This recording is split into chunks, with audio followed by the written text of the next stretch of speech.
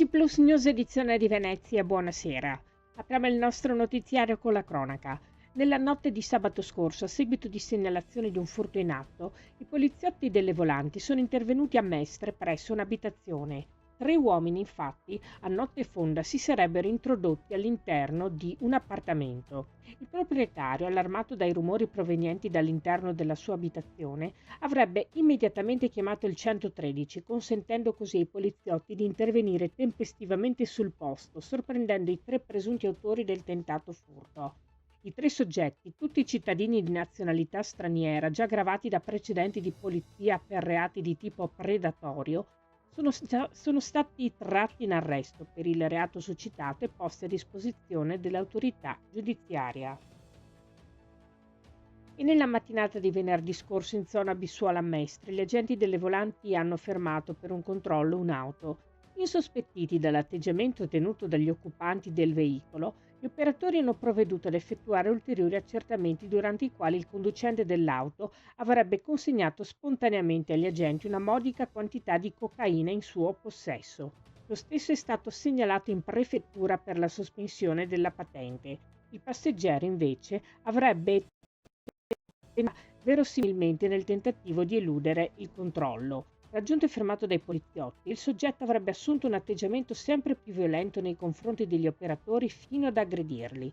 Bloccato dagli agenti, l'uomo, un cittadino straniero, è stato trovato in possesso di 6 smartphone e di 2 portafogli contenenti un'ingente somma di denaro in contanti, di cui non avrebbe saputo fornire spiegazioni plausibili.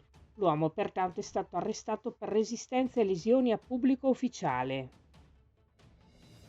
Il sabato scorso la Polizia di Stato di Venezia ha tratto in arresto a Jesolo 2 persone, un cittadino di nazionalità italiana ed uno di nazionalità straniera, e denunciato all'autorità giudiziaria un terzo soggetto in quanto ritenuti responsabili di furto aggravato in concorso ai danni di una struttura alberghiera della cittadina jesolana. Gli agenti hanno ben presto rintracciato e bloccato i sospettati.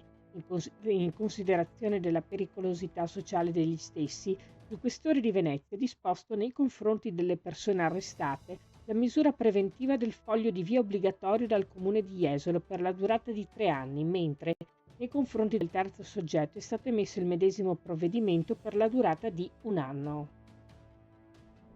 Nella tarda serata di domenica scorsa la Polizia di Stato di Venezia ha arrestato un uomo ritenuto responsabile di resistenza a pubblico ufficiale. I poliziotti, unitamente a personale dell'Arma dei Carabinieri, sono intervenuti nei pressi di un parcheggio adiacente alla spiaggia libera situata a nord del litorale di Sottomarina, a seguito di segnalazione di un giovane che in evidente stato di alterazione avrebbe recato disturbo agli avventori degli stabilimenti balneari presenti in zona.